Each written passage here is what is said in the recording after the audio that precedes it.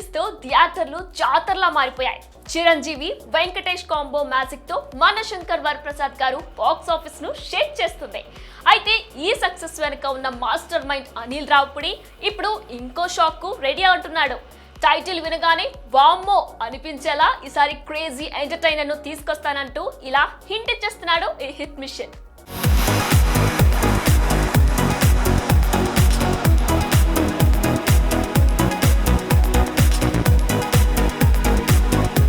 ఈ రోజు థియేటర్లకు ఫ్యామిలీస్ రావడం చాలా కష్టం.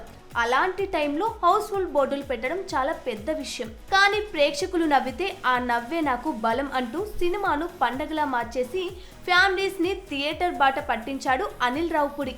గతేడాది ముగ్గుల పండక్కి సంక్రాంతికి వస్తున్నాంతో సాలిడ్ సక్సెస్. ఈసారి పండక్కి మనశంకర వరప్రసాద్ గారితో మళ్ళీ బ్లాక్ బస్టర్. అందున చిరంజీవి వెంకటేష్ తరాలు దాటిన కాంబినేషన్. ఇక వాళ్ళిద్దరూ కలిస్తే స్క్రీన్ మీద సినిమా కాదు, అదో ఎమోషనల్ ఫెస్టివల్. వసూళ్లు కూడా అదే మాట చెప్తున్నాయి. 400 కోట్ల మార్క్ వైపు స్పీడ్ బ్రేక్ లేకుండా దూసుకుపోతుంది సినిమా. రీమేక్ ట్రెండ్ తగ్గుతున్నా అనిల్ రావుపుడి సినిమాలు మాత్రం వేరే భాషల్లో రీమేక్ అవడం విశేషం. కానీ డైరెక్టర్ గా ఒకే కథ మళ్ళీ చెప్పడం నాకు ఇష్టం లేదంటూ తన స్టైల్లో స్టేట్మెంట్ ఇచ్చేశాడు అనిల్.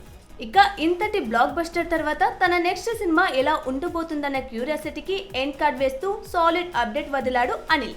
వైజాగ్ ట్రిప్ లో తట్టిన ఓ ఐడియా టైటిల్ అనౌన్స్మెంట్ నుంచి వామ్మో ఇదేంట్రా బాబు అనిపించేలా ఉండబోతుందట. ఏదేమైనా 200% ఎంటర్టైన్మెంట్, కానీ మరో యాంగిల్ న్యూ మ్యాజిక్. అంటే సంక్రాంతికి వస్తున్నాం సీక్వెల్ పక్కకెళ్ళిపోయిందన్న మాట. చూడాలి జూన్ జూలైలో సెట్స్ పైకి వెళ్లే ఈ సినిమాలో ఎవరెవరు ఆన్ బోర్డ్ అవుతారో.